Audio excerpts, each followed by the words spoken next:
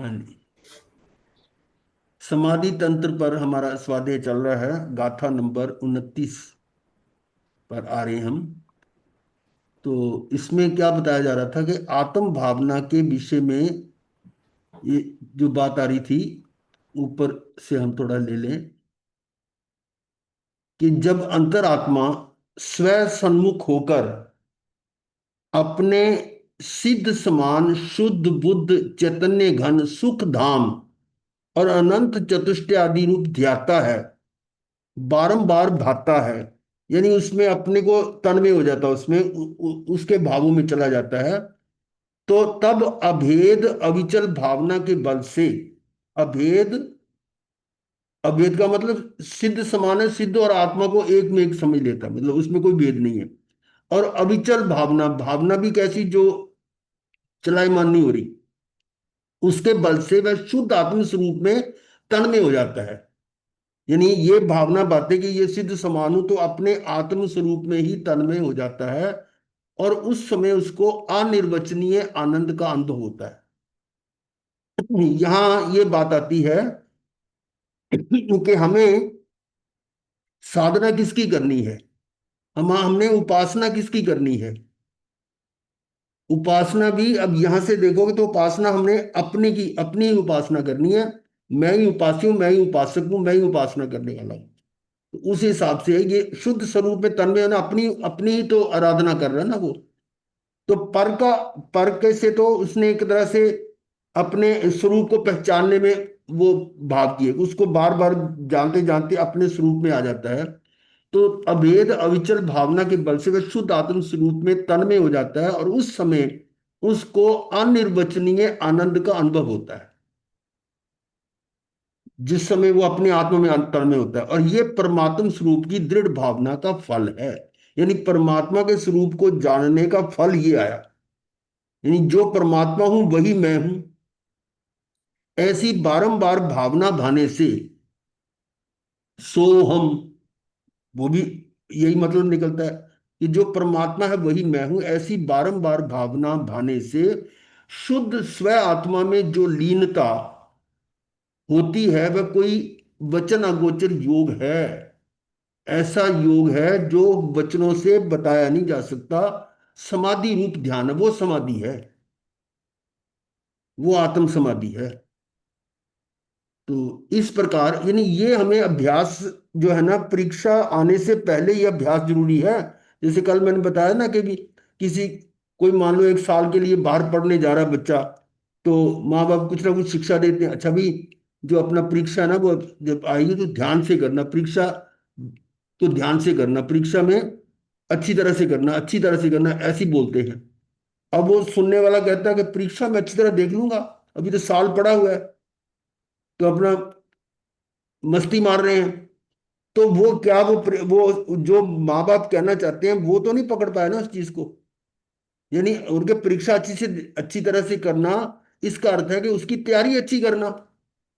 तो हम यही बात कहते हैं कि हमें हमारा समाधि मरण हो, तो उसका मतलब थोड़ा कि जब समाधि मरण का टाइम है तब मैं समाधि की बात सोचूंगा। उसकी उस परीक्षा के लिए पहले से तैयारी भी होनी चाहिए, ये बहुत जरूरी है। अब सारी जिंदगी में तो वो उस पर किया नहीं, उसकी तैयारी की नहीं, तो अंत समय में कैसे आ जाएगी। और फिर दूसरी बात और भी है कि भी आयु का तो पता नहीं है कब कब कैसा हो जाए।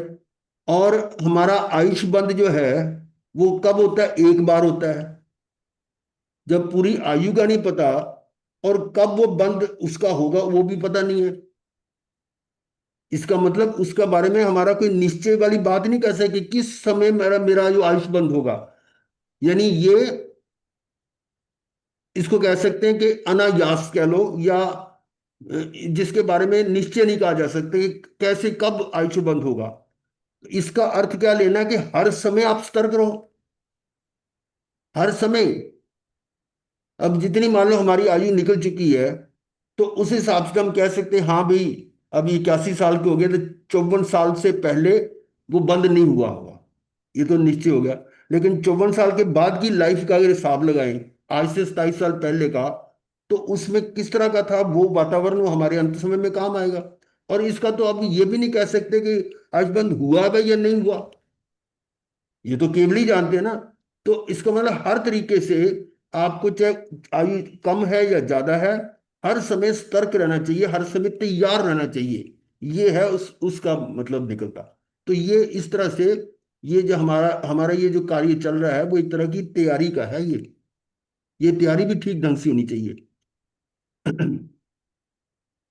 तो ये वह कोई वचन अगोचर योग है, समाधि रूप ध्यान है। इस प्रकार परमात्म भावना के दृढ़ संस्कार से आत्मा परमात्मा हो जाता है।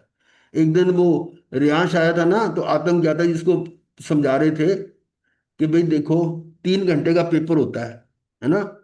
तो 3 घंटे तो एक सिटिंग में बैठकर इधर उधर हिलना नहीं है, उसकी प्रैक्टिस कर। इसको कहा था कि भी 3 घंटे तूने उठना नहीं बिल्कुल उस सीट से, और लगातार पढ़ना, ताकि तेरे को एग्जाम में 3 घंटे बैठने का अभ्यास तो हो जाए। नहीं तो उसी में मतलब प्रॉब्लम आएगी।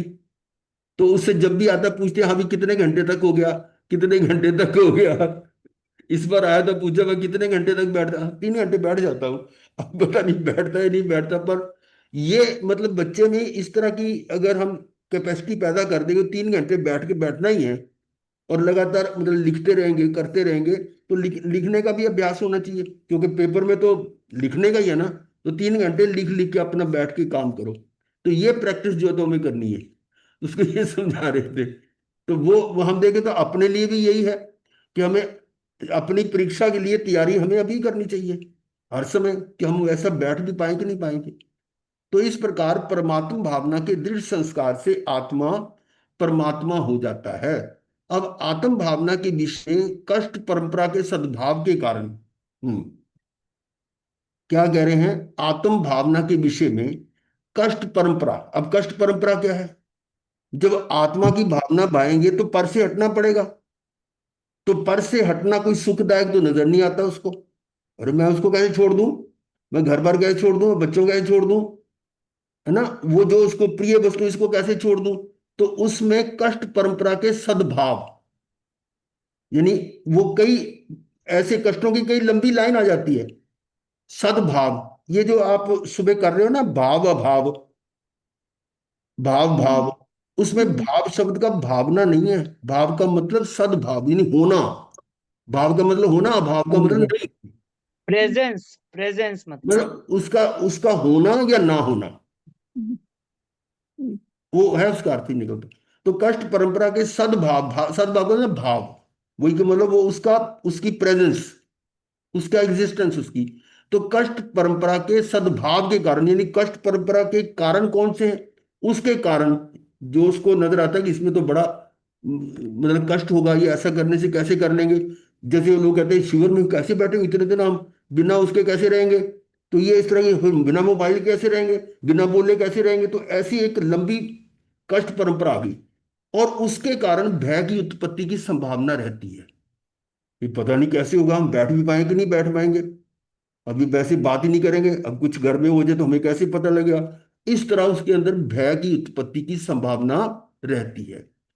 तो उसमें किसी की किस प्रकार प्रवृत्ति हो, किसी की किस प्रकार प्रवृत्ति हो, ऐसी आशंका का निराकरण करते हुए कहते हैं कि अब ये गाथा आ रही है नंबर 29, जिसमें ऊपर तो ये था, मूढ़ आत्मा यत्र विश्वस्ततो नान्य भयास्पदम, भय आता है ना इसमें, यतो भीतस्ततो नान्य भय स्थान मात्मनम।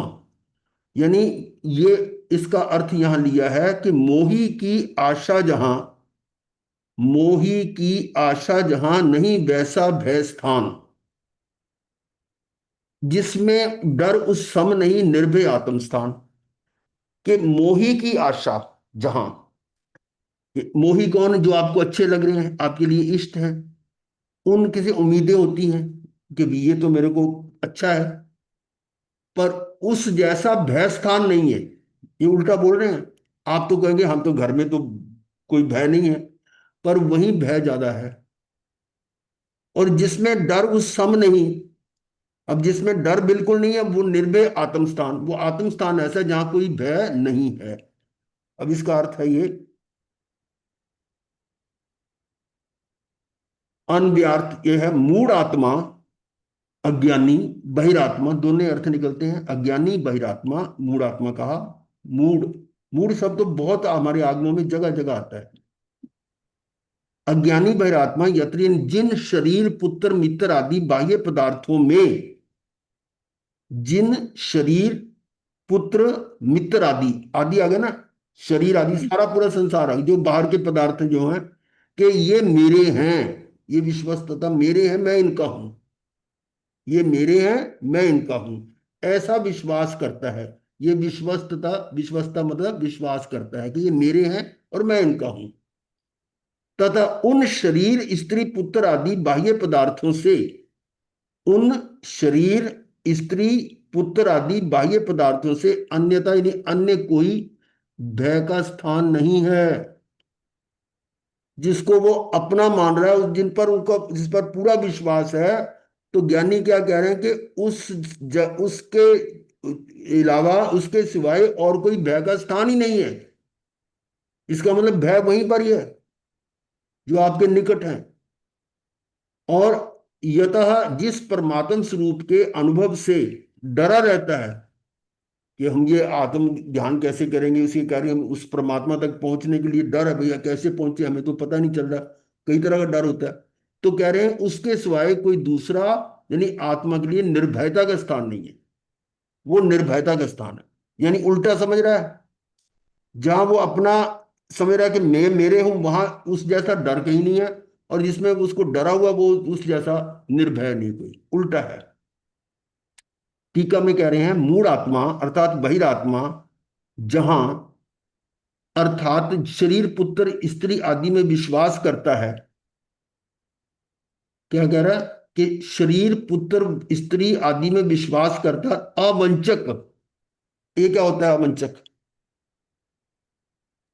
बिना वांछना, अवांछना जो होती है ना, है बिना इच्छा, नहीं, बिना इच्छा। इसमें लिखा हुआ अर्थ।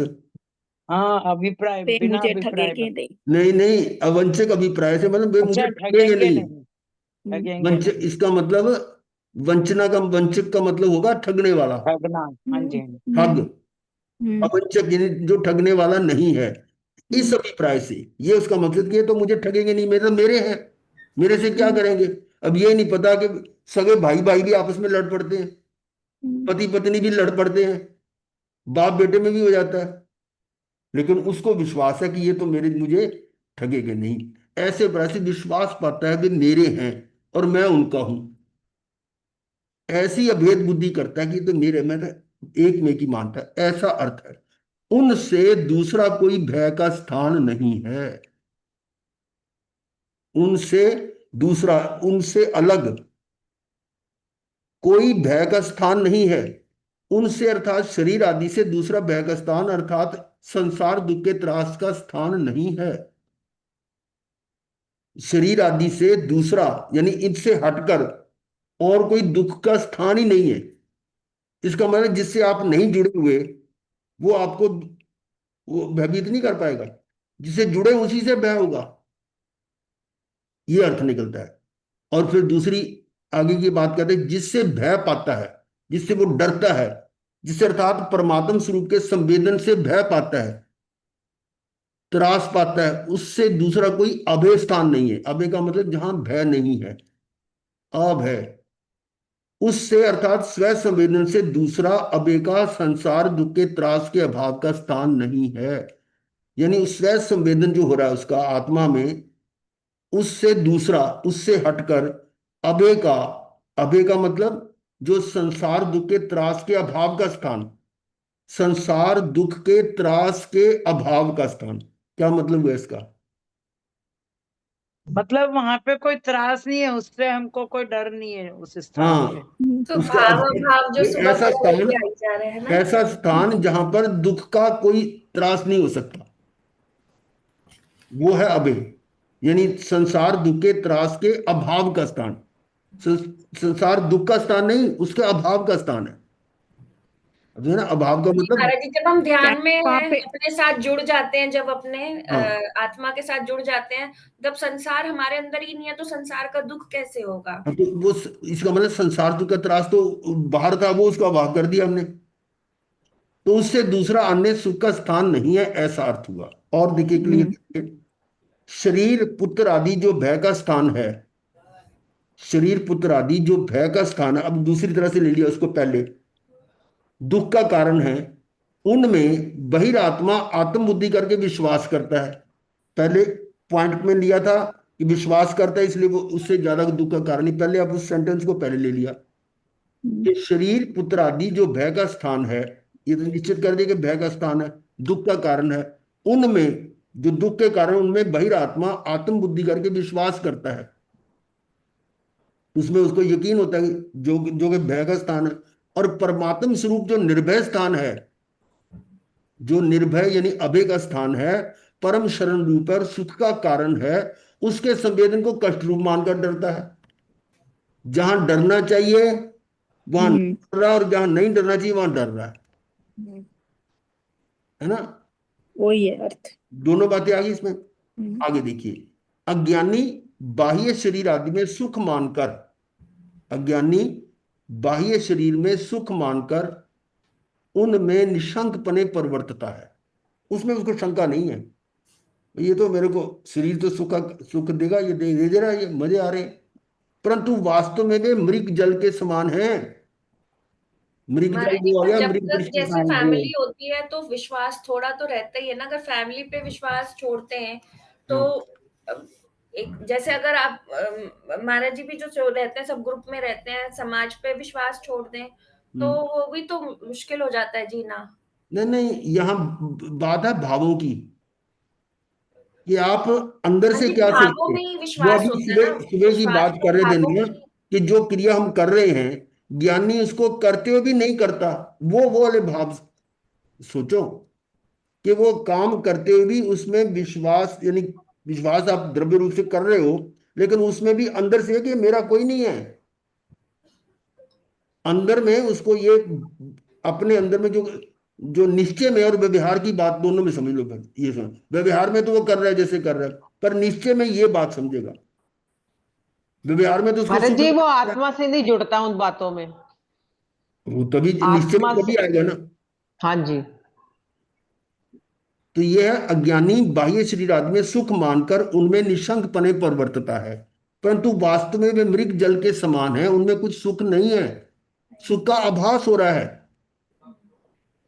वे किसी को शरण आभास नहीं, में फंसते किसी हैं हम को लोग। शरण नहीं है, किसी को शरण भी देने वाला नहीं है ये बाहर का संसार, और ना किसी को आभास को नाटक नहीं मान पाते ना हम, उसमें निश्चय मान लेते हैं, वो गलती होती है। वही तो पॉइंट, वही तो हल कर रहे हैं ना, कि विहार निश्चय में, तो वे किसी को शरण नहीं है और ना किसी को विश्वास का अभय का स्थान है। हम ये कई बार बता चुके हैं कि भी जो व्यवहार है उसको छुड़वा नहीं रहे, पर व्यवहार करते हुए निश्चय का लक्ष्य हो, निश्चय का लक्ष्य होना चाहिए। अगर निश्चय को भूल गए तो व्यवहार जो है वो मिथ्या है, वो पाप है, मिथ्या वो व्यवहार जो आपको निश्चय तक नहीं ले जा रहा, ये बिल्कुल क्लियर है। और वह किसी को शरण नहीं है, कौन, जो बाहर का संसार है, और ना किसी को विश्वास का अभय का स्थान है। एक शुद्ध आत्म स्वरूप ही अभय रूप है, हम्म, वही शरण का स्थान है, और वही जगत के जीवों की भव भय से में से रक्षा करने वाला परम तत्व है। ये है निचोड़, कि शुद्ध आत्म स्वरूप ही अभय रूप है, वहां डर नहीं है, और वही शरण का स्थान है, और वही जगत के जीवों की भव भय में से रक्षा करने वाला परम तत्व है। इसको हम रोज सुनते भी हो, धम्मम शरणम पवज्जामी। हम्म, वो क्या है, शरण देने वाला वो सिर्फ धर्म है, और धर्म का मतलब आत्मा, आत्मा में अपने स्वभाव में आना, यही तो धर्म है ना। तो हम्म, अपनी अपने आत्मा की स्वभाव में आना वही शरण है। हम शरण में तो चार चार को गिनते हैं ना, हम्म, अरिहंते शरणम पवज्जामी, सिद्धे शरणम पवज्जामी, साहू शरणम पवज्जामी, यानी मैं अरिहंत की शरण में जाता हूं, सिद्ध की शरण में जाता हूं, और साधु की शरण में जाता हूं, इसका मतलब क्या है कि रिमाइंडर है अरिहंत कि को हम देखते इन्हीं के देखते अकॉर्डिंग में रहेंगे अपने तो ठीक अपने रहेगा। स्वरूप को देखना, वही तो है। अभी और गाथा ऐसी आएगी कि उनको देखते देखते अपने स्वरूप में आना। और वास्तव में निश्चय में तो अरिहंत मुझे शरण में लेते नहीं, ना तो सिद्धि, हमारे लिए रिमाइंडर है बस, हम ना सिद्धि लेते हैं, ना साधु लेंगे, क्यों? अपना अपना वो कार्य कर रहे हैं। तो मैं शरण में जाता हूं, इसका अर्थ क्या निकलता है कि मैं उन जैसे गुणों को देख के, पर अपने गुणों को देख के अपनी शरण में जाता हूं। तो चौथा पद जो है ना, धम्मम शरणम पवज्जामि, वास्तव में ये है कि अपने अपनी में आत्मा का धर्म, मतलब खुद का आत्मा, धर्म। आत्मा के स्वभाव में जाता हूं। महाराज जी, ये हम्म। मंगल पाठ सुनने से मंगल कैसे होता है? मंगल पाठ किसी को सुनाया नहीं जाता, सुना जाता है। अब आपको मंगल पाठ सुनाते हैं तो हम अपने आप को सुना रहे हैं, अपने आप को हाथ जोड़ के सुना रहे हैं कि मैं इसकी शरण में जाता हूं। तो अपने, रिमाइंडर ही है ना, मतलब ये बस हाँ हमारा। बिल्कुल। अपने तो वो अपने यही लिए। बात आप अपने विषय में सोचिए, मैं उसमें जा रहा हूं, मैं उसमें जा रहा हूं, तो मंगल तो होगा ही होगा। जब अपने स्वभाव में जाओगे तो क्या होगा? अभय का स्थान है वो, वही तो है कि शुद्ध आत्म स्वरूप में जाना, वही अभय रूप है, वही शरण का स्थान है, और वही जगत के जीवों की भव भय में से रक्षा करने वाला परम तत्व है। ये भव भव भय जो है ना, भव न बढ़ जाए उसकी रक्षा करने वाला ये तत्व है। मतलब कितना, एक एक शब्द को जब गहराई से सोचो तो बहुत सारा चीजें उसमें निकलती है। आगे देखिए, विशेष स्पष्टीकरण कर रहे हैं। जैसे पित्त ज्वर वाले रोग को मीठा दूध भी कड़वा लगता है। ये पित्त ज्वर क्या होता है? जिसको डॉक्टर साहब बताएंगे। गर्मी लीवर। निकल आती है, हैं? दाने, गर्मी के दाने निकल आते हैं। नहीं, पित्त ज्वर। हाँ जी, फीवर की बुखार वजह से चढ़ वो जाता है, मुंह दाने कड़वा हो हो जाते जाता हैं। है। गुरुदेव, फीवर की वजह से एसिडिटी होती है और वो जुबान कड़वी हो जाती है, मतलब तो हाँ, उसमें कोई पित्त भी चीज ज्वर खाए वाले, तो कड़वी लगती है। उसको रोगी को मीठा दूध भी कड़वा लगता है, मुंह कड़वा कड़वा हो जाता है मुंह। दवाई तो कड़वी होती है, तो वो मुंह भी कड़वा हो जाता है उसका। तो वो बता रहे पित्त ज्वर वाले रोगी को मीठा दूध भी कड़वा लगता है। क्योंकि आयुर्वेदिक में तो तीन होते हैं, वात पित्त कफ। पित्त कफ। वात का, पित्त का और कफ का। ये पित्त है, शरीर में गर्मी बढ़ जाती है जैसे, हाँ जी, वही एसिडिटी, हाइपर एसिडिटी एसिडिटी। बढ़ती है, तो वो उससे है। उससे स्वाद भी मतलब बदल जाता है उसका। तो मीठा दूध भी कड़वा लगता है। अब ये एक दृष्टांत दिया जा रहा है। इसी तरह बहिरात्मा को, जो बहिरात्मा है वो कौन है? रोगी है। अब जरा देख लो, पित्त ज्वर वाले रोगी को ना उसी तरह, रोगी की जगह क्या बोला? बहिरात्मा। बहिरात्मा को परम सुखदाई वो दूध, परमात्म स्वरूप की भावना भी कष्टदायी लगती है। कंपेयर करो दूसरे उससे, कि बहिरात्मा को, रोगी है वो, और उसको ये मीठा दूध जो है ना वो भी कष्टदायी लगता है। ये आ रहा है पॉइंट, क्योंकि हम वो सब पित्त ज्वर के रोगी हैं, मतलब हम सब। बिल्कुल है। इसलिए वह आत्म स्वरूप की भावना को नहीं भाता, उसको दूध भी नहीं पीता। रोगी जो होता है दूध पीता, दूध भी नहीं पीता वो। वही बात हमारी के लिए कह रहे हैं कि जो इस तरह जो बहिरात्मा अज्ञानी है, उसको ये परमात्मा स्वरूप की भावना में भी सुख नहीं लग रहा, दुख लग रहा है, और उससे भागता है। इसलिए वह आत्म स्वरूप की भावना को नहीं भाता, अपितु विषय क्षय की ही भावना भाता है। विषय क्षय की ही भावना भाता है, ये उल्टी सोच है। तथा अब ये दो है ना, दो गाथा दे रखी हैं। राग आदि प्रगट ये दुख देन, तिन्ही को सेवत गिनत चैन, आत्म हित रेतु विराग ज्ञान ते लखे आपको कष्ट दान। ये छह डाला पंडित दौलत राम जी का लिखा हुआ है, बहुत तात्विक है। तो हम उसी पॉइंट पर पहुंचते हैं। देखिए, ये है छह डाला में, छंद नंबर 5 है। मिथ्या दृष्टि जीव की अजीव और आश्रित तत्व के संबंध में होने वाली भूल, उसको दर्शाया गया यहां। अच्छा विवेचन है इसका। तन उपजत अपनी उपज जान, तन नसत आप को नासमान, राग आदि प्रगट ये दुख दैन, तिन्ही कुसेवत गिने चैन। क्या है? तन उपजत अपनी उपज जान, यानी शरीर पैदा हुआ, हाँ मैं जी। पैदा, तन उपजत अपनी उपज जान। संस्कृत नहीं है ये, वो हिंदी। भाषा, वो आगरे वाली हाँ वो। जी, अवध टाइप है, अवधि टाइप। तन उपजत अपनी उपज जान, जैसे कवि बनारसी दास की भाषा है, ऐसे ये भी है। हम्म। और तन नसत आपको नाश मान, जब तब तन का नाश होता है तो अपना नाश मान लेता है। राग आदि प्रगट ये दुख दैन, और राग आदि ये दुख देने वाले हैं। तिन्हीं को सेवत गिने चैन, और उसकी उसका सेवन कर रहा है सुख मान कर, सुख मानकर। चैन का मतलब सुख, सुख चैन है ना। अब इसका अन्वयार्थ करा हुआ है कि मिथ्या दृष्टि जीव शरीर के उत्पन्न होने से, उपजत यानी उत्पन्न होने से, अपने आत्मा को उत्पन्न हुआ मानता है। ये शरीर पैदा हो, मैं पैदा हो गया, इसको कहते हैं देहाध्यास। दे दे में अपनापन, पर में अपनापन जोड़ना, ये देहाध्यास को अध्यास कहते हैं। अध्यास, अध्यास का मतलब पर से अपना संबंध जोड़ना, और देहाध्यास में देह के साथ अपना संबंध जोड़ना। तो उत्पन्न हुआ मानता, और शरीर के नाश होने से, तन यानी शरीर के नष्ट नाश होने से आपको यानी अपना आत्मा का नाश यानी मरण हुआ मानता है। ये बात क्लियर होगी। और फिर राग देश मोह आदि, ये जो प्रगट, प्रगट का मतलब यहां वैसे हिंदी का शब्द होता है गमले वाला, यहाँ घट है। ये भाषा अलग है ना, हिंदी शुद्ध हिंदी वाली नहीं है।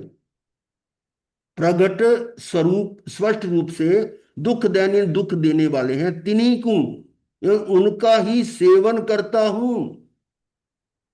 राग देश दुख देने वाले हैं, उन्हीं का मैं सेवन करता हूं, राग देश भी करता हूं। कैसे? उसमें सुख मानकर, सुख मानता है यानी चैन गिने मानता है। इसका देखिए क्या हुआ, ये चित्र भी दे रखा है उन्होंने कि जन्म हुआ मैं से, और मर गया मैं, मतलब उससे अपने आप को जोड़ लेता है। और ये सारा बाहरी सामग्री। चलिए, अब इसका भावार्थ दिया है। मिथ्या दृष्टि जीव या बहिरात्मा ऐसा मानता है कि शरीर की उत्पत्ति संयोग होने से मैं उत्पन्न हुआ, और शरीर का नाश वियोग होने से मैं मर जाऊंगा।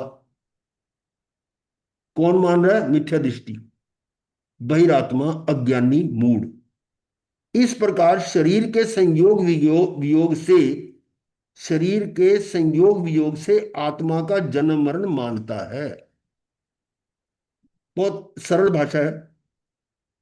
धन शरीर आदि जड़ पदार्थों में, धन शरीर आदि जड़ पदार्थों में परिवर्तन होने से अपने में इष्ट अनिष्ट परिवर्तन। अब धन बढ़ गया तो इष्ट है, तो वो अच्छा लगता है उसको। तो इष्ट अनिष्ट परिवर्तन जो हो रहा है, बढ़ रहा है या घट रहा है, इष्ट है या अनिष्ट है। और शरीर में क्षुधा तृषा रूप अवस्था होने से मुझे क्षुधा क्षुधा तृषा आदि होते हैं। शरीर कटने से मैं कट गया इत्यादि जो अजीब की अवस्थाएं हैं, ये अजीब में हो रहा है। जड़ पदार्थ जो है वो कभी इष्ट होते हैं, कभी अनिष्ट होते हैं। वही चीज आपको कभी सुख देने वाली, कभी दुख देने वाली होती है।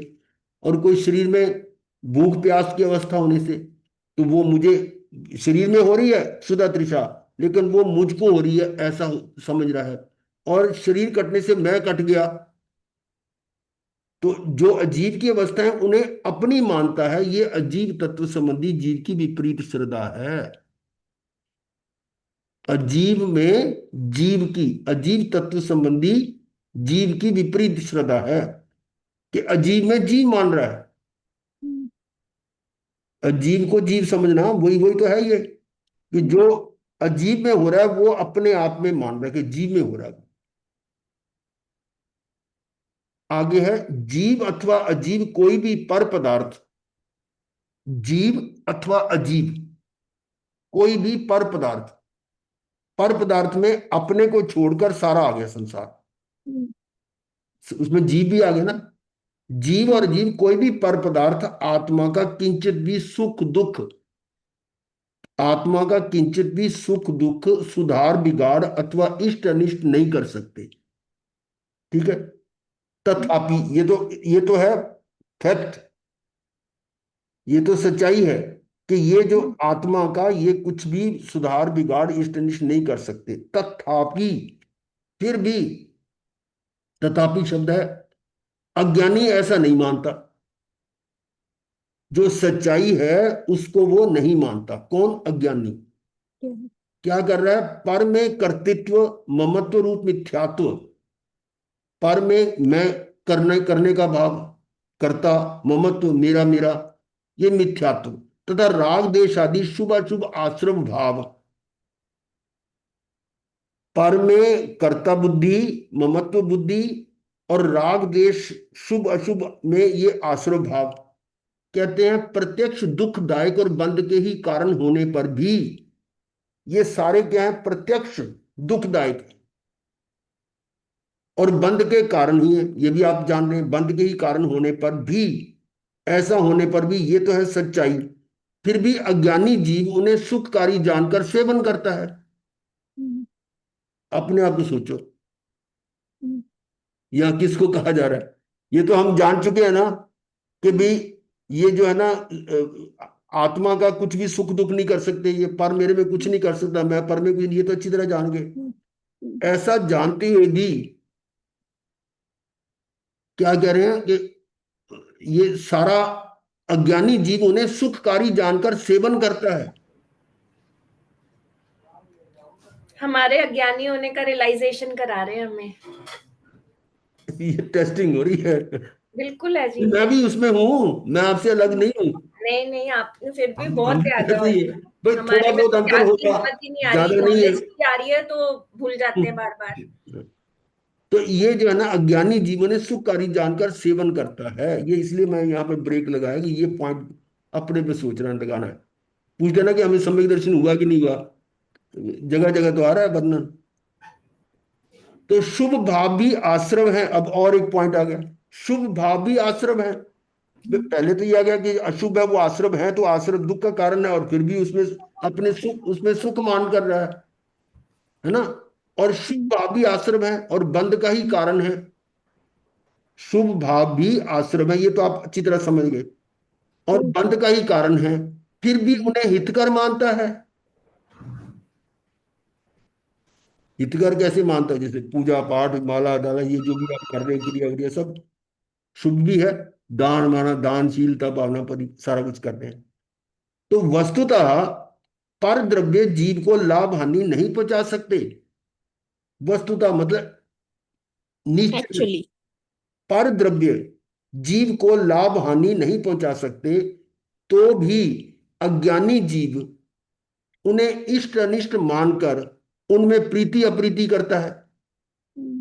दो चीजें हैं इसमें कि ये हमें लाभ और हानि दोनों चीज जोड़ा है ना। तो भी अज्ञानी जीव ने इष्ट अनिष्ट, लाभ वाले को इष्ट और हानि वाले को अनिष्ट मानकर फिर इष्ट पे प्रीति करेगा और अनिष्ट पे अप्रीति करेगा। तो दोनों दोनों चीजें आ रही हैं, लाभ हानि, इष्ट अनिष्ट और अप्रीति अप्रीति करता है। इस प्रकार वह मिथ्यात्व राग देश का दुखमय स्वरूप नहीं जानता।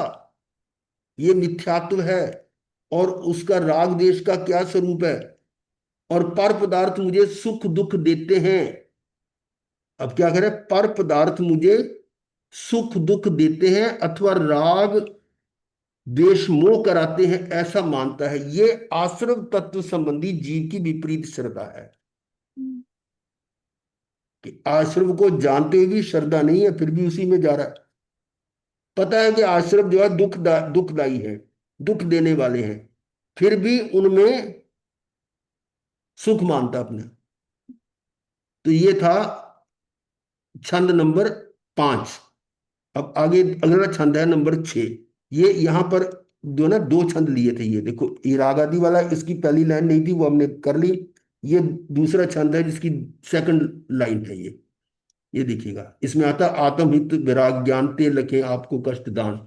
और यहाँ पर यही लिखा हुआ था ना, आत्महित हेतु विराग ज्ञान ते लखे आपको कष्ट दान, इसलिए यहाँ पर से मैंने लिया ये। अब यहाँ पर क्या कर रहे हैं इस छंद में, ये दूसरी ढाल का है, 6 ढाल है ना, 6 ढाल है इसमें, तो ये दूसरी ढाल में से छंद नंबर 6 है।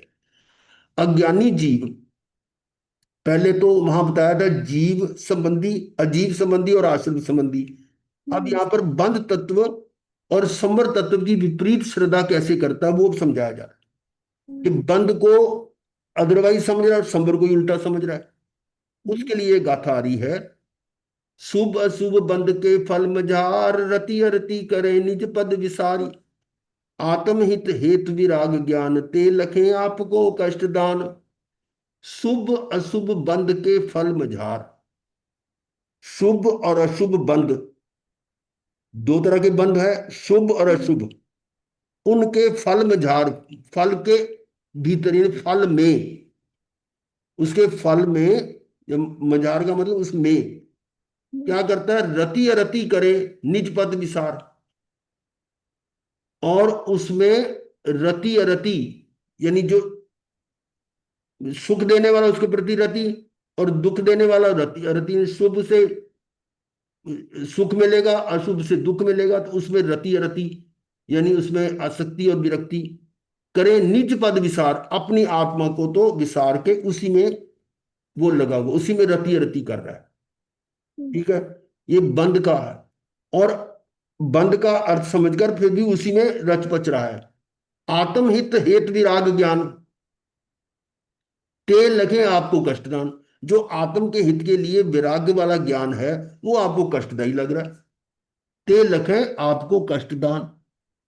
अब इसका अर्थ समझाया गया है, मिथ्या दृष्टि जीव निज पद आत्म के स्वरूप को विसार यानी भूल कर, यानी निज पद विसार, ये आया ना ऊपर कि आत्मा के स्वरूप को विसार यानी भूल कर, विसार तो कॉमन शब्द है, निज पद भी सही है, इसको भूल कर बंध के यानी कर्म बंध के शुभ यानी अच्छे फल मझार, फल में, उसके फल में यानी उसके फल के अंतर्गत प्रेम करता है।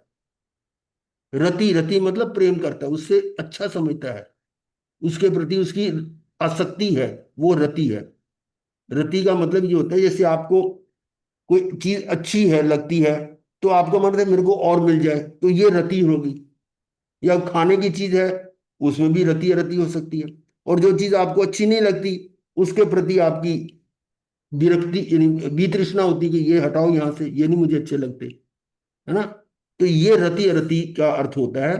तो रति मतलब प्रेम, आसक्ति करता है। और कर्म बन के अशुभ बुरे फल में, जब अशुभ काम किया बुरे फल में वो द्वेष करता है, उसमें प्रेम या राग करता है या द्वेष करता है। तो रति रति से राग द्वेष भी जुड़ गए। और ये राग द्वेष जो क्या है आगे, ये राग द्वेष करता है, शुभ में राग करता है और अशुभ में द्वेष करता है।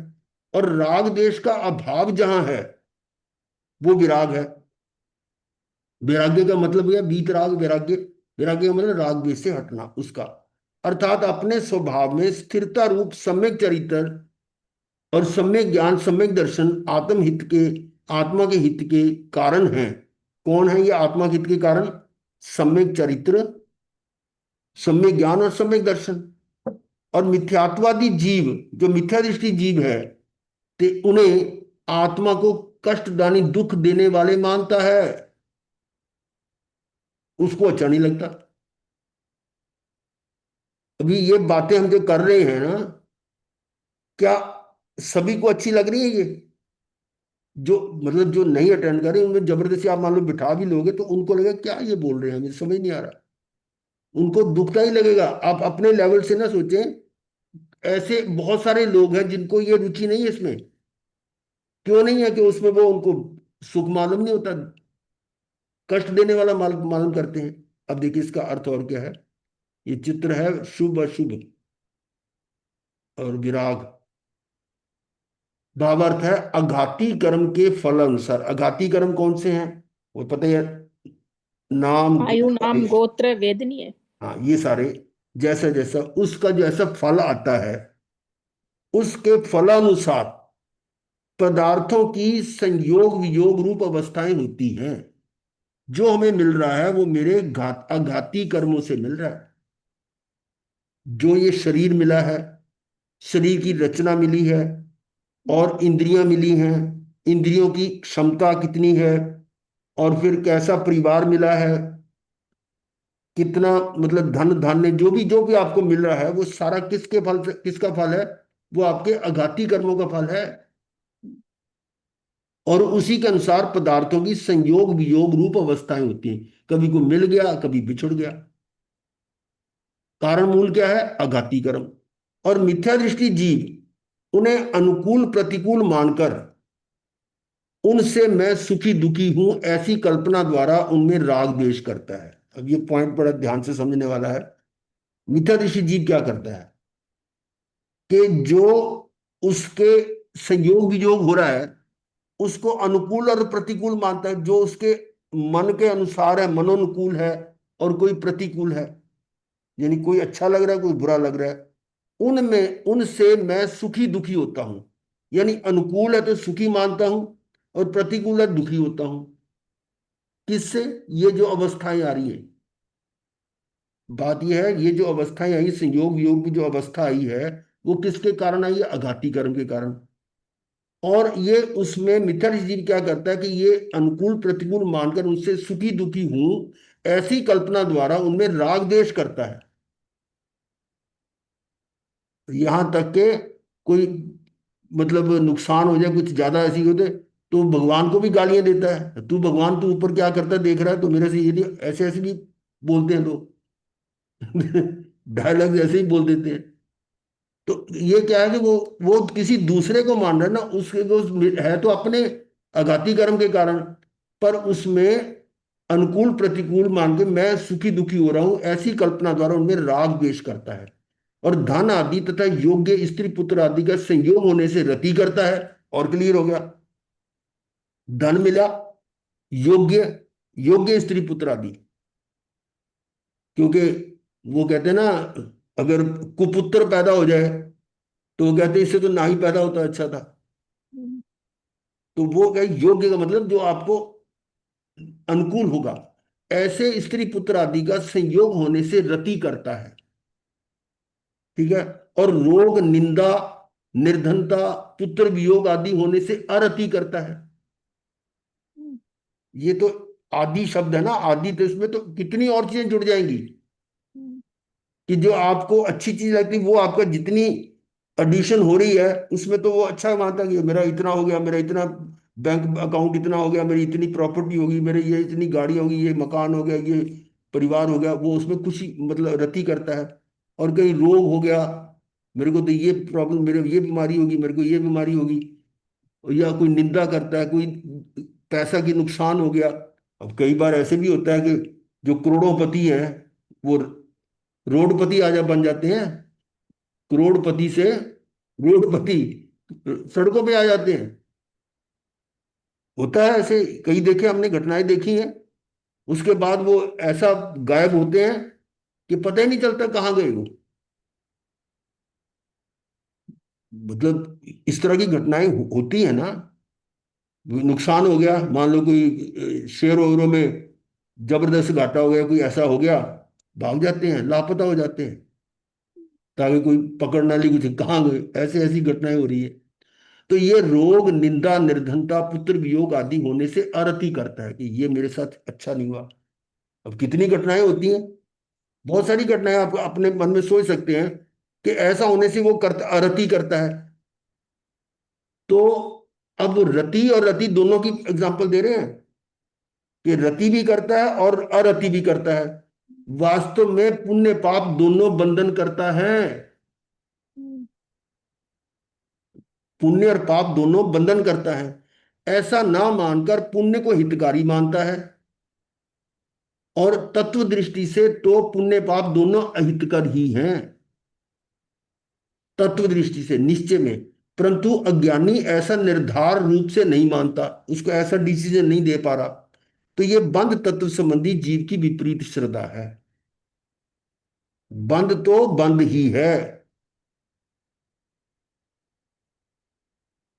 चलिए आगे, निश्चय समय दर्शन, ये जो लास्ट वाली लाइन थी ना ऊपर, आत्महित हेत विराग ज्ञान ते लखें आपको कष्ट दान, उसका अर्थ यहां निश्चय सम्यक दर्शन ज्ञान चरित्र ही जीव को हितकारी है। ये भी सिद्धांत की बात आ गई। जीव के लिए हितकारी यही है, आत्मा कह लो या दर्शन ज्ञान चरित्र कह लो।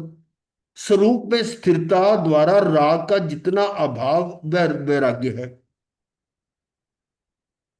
स्वरूप में स्थिरता द्वारा, अपने स्वरूप में आत्मा में स्थिर होना द्वारा राग का जितना अभाव हो जाता है, जितनी देर रुको उधर राग का अभाव होगा ना उसमें, वो वैराग्य है। और वह सुख का कारण है। राग और द्वेष ही मूल हैं, और इनका अभाव जो है वो वैराग्य है, और वही सुख का कारण है। ये तो सिद्धांत की बात है। और तथापि फिर भी अज्ञानी जीव उसे कष्टदायक मानता है। वो विराग यानी छोड़ने को कष्ट मानता है। ये संवर तत्व संबंधी जीव की विपरीत श्रद्धा है। तो ये था 6 ढाला में से लिया गया था।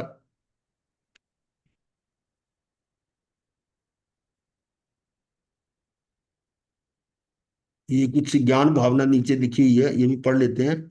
संसार में जब हजारों प्रकार की प्रतिकूलताएं एक साथ आ पड़े, संसार में जब हजारों प्रकार की प्रतिकूलताएं, सारा उल्टा, वो कहते हैं ना, कोई तकलीफ आती है ना तो एक तरफ से नहीं घेरती वो।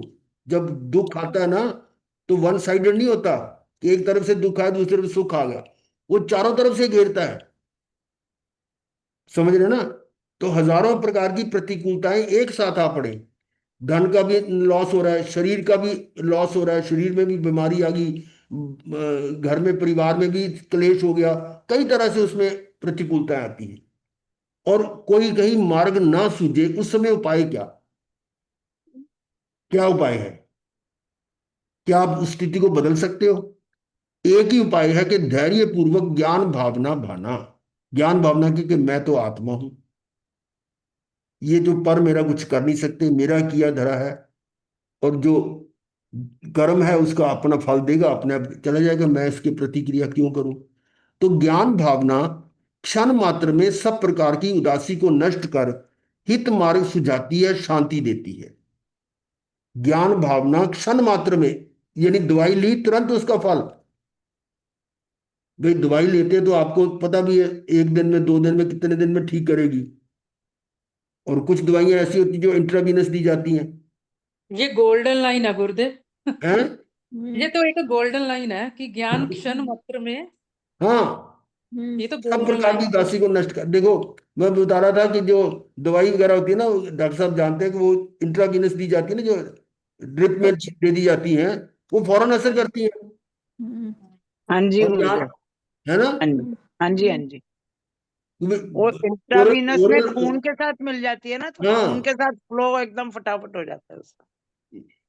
हम ये ना ट्रीटमेंट पहले लेते रहते थे एक अल्टरनेटिव मेडिसिन में। वो डॉक्टर थे हमारे मीर चंदानी। तो वो क्या करते थे कि ड्रिप लगाते थे, 2.5-3 घंटे चलती थी, और ड्रिप में वो कुछ केमिकल्स डालते थे, दवाइयां नहीं होती थी, वो ब्लड को साफ करता है। तो वो नाम कई तरह के उनके थे। तो उसमें वो 2.5-3 घंटे जो ड्रिप चढ़ती है ना, तो उस पूरे ब्लड में वो सारी उसकी जो है ना, क्या बोलते हैं उसको, जो निकल जाते हैं उसके जो टॉक्सिन्स, टॉक्सिन्स। टॉक्सिन टॉक्सिन निकल जाते हैं, और पेशाब के रास्ते वो, और वो मतलब निकलते हैं जितना, मतलब पेशाब में भी ऐसी बदबू आती है, उसमें ऐसी होती है दवाइयों की वो जो है, लेकिन उसके तुरंत फल मिलता है। मैं यहाँ पर, हमने बुलाया था उसके डॉक्टर को, असिस्टेंट, वो डॉक्टर की तो डेथ हो गई थी अभी, मेरे ख्याल 2-3 महीने पहले बुलाया था। तो मेरे को सांस की प्रॉब्लम ज्यादा हो गई थी, यानी सीढ़ियाँ चढ़ता तो सांस फूल जाता था। तो मैंने उनको फोन किया, अभी ऐसी ऐसी कंडीशन है। तो आए, उन्होंने हमारे दोनों को ड्रिप लगाई, और फिर मेरी ड्रिप पूरी हुई तो मेरे कहता आप जरा चल के देखो। मैं सीढ़ियाँ नीचे उतरा और तुरंत ऊपर चढ़ गया, और आके उनसे बात की, कोई सांस नहीं, बिल्कुल नॉर्मल था। यानी ये तुरंत, कोई दवाई तो लोगे ना कि महीने बाद असर करेगी, 2 महीने बाद करी, या 2 दिन के बाद, वो तो तुरंत असर करती। तो ये वाली जो बात कर रहे हैं कि ज्ञान भावना, उससे भी तुरंत है, क्षण मात्र में सब प्रकार की उदासी को नष्ट कर हित मार्ग सुझाती है, शांति देती है, कोई अलौकिक धैर्य और अचिंत्य शक्ति देती है। ये है ज्ञान भावना। तो गृहस्थ श्रावक को भी ज्ञान भावना होती है। ये गुरुदेव कांजी स्वामी का है ये। चलिए। हाँ। तो ये देखिए, 2 लाइनों के लिए हमने थोड़ा शिफ्ट किया था तो उससे तो राग आदि विषय कषाय आत्मा को अहित रूप है। अब जो मेरे मेरे लिखने की मेरी क्षमता नहीं है, मतलब जैसे जितना ये आत्मज्ञाता लिखते हैं ना, वो 3-4 हजार पेज लिख दिए, मैं तो एक पेज भी नहीं लिख सकता। बोर्ड पे लिख देता था लेकिन कॉपी पे नहीं लिख। अब आज तो ऐसी हालत है, मैं अपना लिखा मैं खुद नहीं पढ़ पाऊंगा, लिखने की प्रैक्टिस ही नहीं है। पर ये जो ना जोड़ जोड़ करके इकट्ठे कर लेता हूँ हाँ गुरुदेव, ये भी बहुत बड़ी बात है, कंपाइलेशन सारा करके और फिर उसको करना, वो भी बहुत बड़ी बात। तो राग आदि विषय कषाय आत्मा को अहित रूप है, दुखदायक है। राग आदि विषय कषाय आत्मा को अहित रूप है, दुखदायक है। तो भी अज्ञानी उनमें हित मानकर, सुख मानकर परिवर्तता है। अज्ञानी को ले लिया यहां पे। अज्ञानी उनमें हित मानकर, सुख मानकर परिवर्तता है, उसी में परिवर्तन कर रहा है। और ज्ञान वैराग्य जो आत्मा को हितकर है, ये उन ऊपर की लाइनों का अर्थ आ रहा है। ज्ञान वैराग्य जो आत्मा को हितकर है, उन्हें हित रूप, कष्ट रूप मानता है। और भी ये सारा जो आपने अज्ञानी जीव को लक्ष्य करके, ये जो है ना, और भी के साथ छोड़ दिए जो हमने पूरा कर लिया। क्योंकि ये जो ना 6 डाला में से उसमें गए थे ना, शिफ्ट किया था यहाँ, तो वहां से हमने कर लिया ये। क्योंकि ये डैश डैश लिखा हो तो वहां पूरा कर दिया उसमें। आगे तो देखिए। इसमें भी तो आपको बहुत टाइम लगा होगा, इधर उधर से इकट्ठा करके, कोई कम छोटी बात नहीं है ये भी। नहीं, 6 डाला मेरे पास था नहीं, फिर मैंने डाउनलोड किया। हाँ जी, हाँ जी, बहुत डाउनलोड मेहनत करके है। उसमें से ढूंढा ये। अज्ञानी जीव को लक्ष्य करके श्रीमद राजचंद्र जी ने कहा कि अरे जीव, अब देखिए ये क्या शानदार लिखा हुआ है। अनंत सुख नाम दुख त्या रही ना मित्रता, अनंत दुख नाम सुख प्रेम त्या विचित्रता। उगाड़ ज्ञान न नेत्र को निहाल रे निहाल तू, निवृत्ति शीघ्र में बुधारी अरुपर वृत्ति बाल तू। अनंत सुख नाम दुख त्या रही ना मित्रता। जहां अनंत सुख है उसको दुख का नाम दे रहा है, और उससे मित्रता नहीं, त्या रही ना मित्रता। और अनंत दुख नाम सुख, जहां अनंत दुख है उसको सुख का नाम दे रहा है। वही बात है जो ऊपर हमने की है, वही बातें यहां आ रही हैं। जो अनंत सुख का स्थान है उसको दुख का मान रहा है, और जो अनंत दुख का स्थान है वो उनको सुख मान रहा है। तो ऊपर जो अनंत सुख है उसको दुख समझकर उससे मित्रता नहीं करता, और अनंत दुख को सुख मानकर उसमें प्रेम क्या विचित्रता, और प्रेम कर रहा है उससे, ये विचित्रता है। उघाड़ ज्ञान नेत्र को, ज्ञान नेत्र को, ज्ञान को उघाड़, निहाल रे निहाल तू, निवृत्ति शीघ्र में धारी और प्रवृत्ति बाल तू। अब इसका अर्थ लेते नीचे। आहा, जो अनंत सुख का धाम है, अनंत सुख का धाम कौन? आत्मा। ऐसे चैतन्य स्वभाव में तो तुझको मित्रता ना रही। क्यों नहीं रही? उसको सुख मानता ही नहीं, दुख मान रहा है उसको। तो उसमें उत्साह और प्रेम नहीं आया।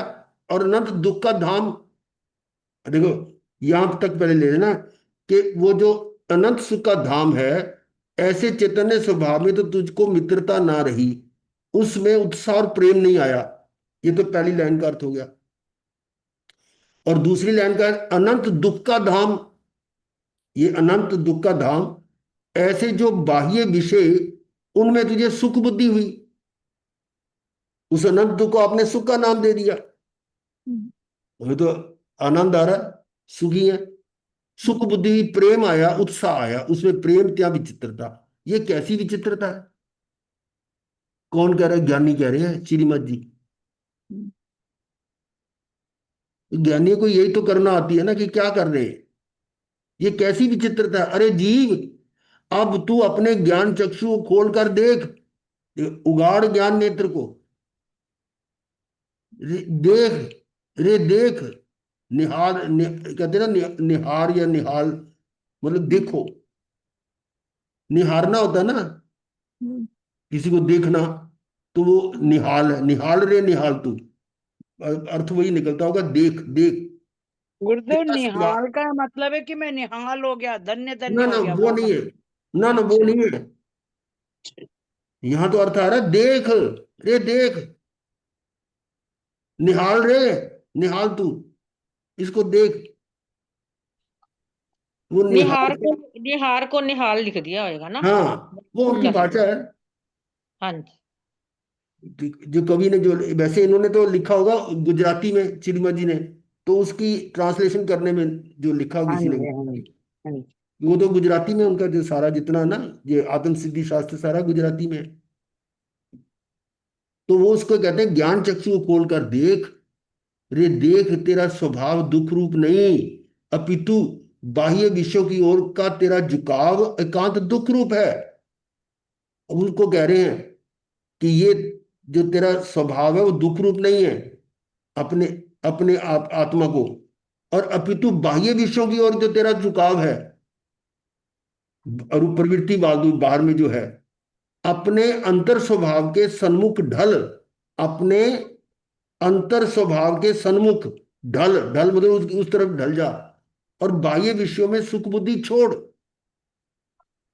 उनसे निवृत्त हो, निवृत्त हो। ये निवृत्ति शीघ्र में, नित्य निर्भय स्थान और सुख का धाम तो तेरा आत्मा ही है।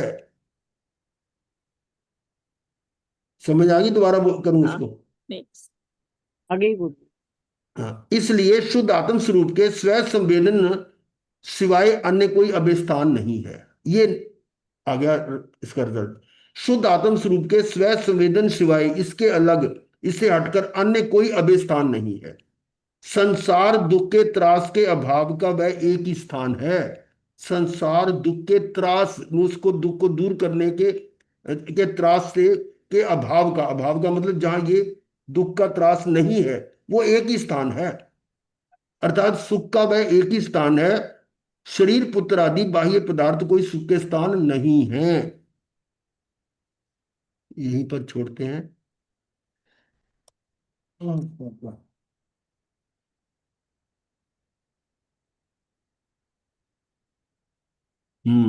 हाँ जी, कौन बोलेगा? डॉक्टर साहब या और कोई? ये तो अब लाइनें याद होनी चाहिए ना। हाँ, बोल कोशिश के कर लेते हैं गुरु जी। चलो गुरुदेव करो। बोल के कौन? रश्मि जी बोलेंगे? देखो गुरुदेव बोल के। हाँ बोलो बोलो बोलो बोलो। हाँ। मैंने निज को पहचाना, पहचाना निजातम, मैं शुद्ध बुद्ध विरुद्ध एक, मैं तो हूँ शुद्धात्म। हम्म। मैं तो हूँ मेरा साथी, मैं स्वयं जाननहार, मैं अखंड अविनाशी, मैं स्वयं तारनहार। मैंने निज को पहचाना, पहचाना निजातम, मैं शुद्ध बुद्ध विरुद्ध एक, मैं तो हूँ शुद्धात्म। हम्म। जो जानता है ज्ञान, वह ज्ञान की है रचना, वह ज्ञान से निर्मित है, बस ज्ञान ही जितना। यह ज्ञान का शीश महर, मैं स्वयं परमात्म, मैं शुद्ध बुद्ध अविरुद्ध एक, मैं तो हूँ शुद्धात्म। मैंने निज को पहचाना, पहचाना निजातम, मैं शुद्ध बुद्ध अविरुद्ध एक, मैं तो हूँ शुद्धात्म, बहुत मैं सुंदर, बहुत सुंदर, तो बहुत बढ़िया। हर्ष हर्ष, जय जय। बहुत सुंदर है, बहुत बढ़िया। अब तो बड़ा अच्छा। बहुत है छुपे रुस्तम निकली गुरुदेव, इतना हाँ। अच्छा था। बहुत भावों के साथ गाया, बहुत सुंदर। बहुत सुंदर, मैं वही तो कह रहा हूँ ना। बिल्कुल नहीं, बिल्कुल, बहुत भाव, मैंने फील हो रहा था आप गा रहे थे तो, हाँ? उत्कृष्ट भाव। नहीं, फील अच्छा हो लगा। रहा था, फीलिंग्स थी इसमें ना, हाँ फील बिल्कुल। भी हाँ मीन बहुत। बहुत करते हैं जो बोल रहे हैं। ये जी बिल्कुल। छुपी हुई प्रतिभा है ना। मैं बोलती कभी। नहीं, मैं करके बोल चलो बहुत नहीं, बढ़िया। बहुत अच्छा, भावों से बहुत भरा अच्छा, हुआ था। बहुत अच्छा। ठीक है।